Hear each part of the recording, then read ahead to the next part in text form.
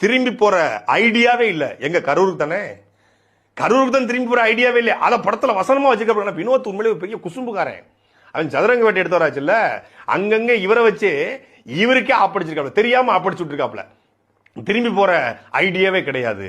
அப்புறம் வந்து I am coming. எங்க கம்மிங்? கரூருக்கு கம்மியா, இல்ல தூய்மை பணியாளர் போடுறதுக்கு கம்மிங்கா, இல்ல கவின் படுகொலைக்கு கம்மிங்கா, இல்ல மேல்பாதிக்கு கம்மிங்கா, இல்ல மேல்மாவுக்கு கம்மிங்கா? எங்க கம்மிங்?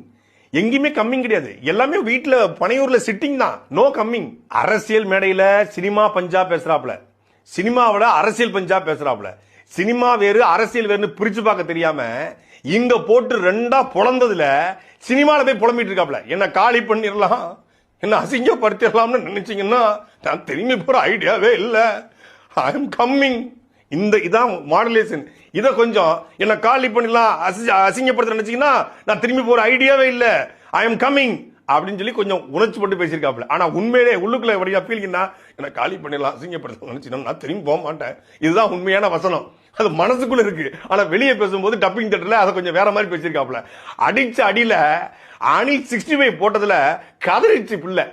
கதை தான் என்ன பண்ணுதுன்னா அங்க போய் உட்காந்துக்கிட்டு சினிமாவில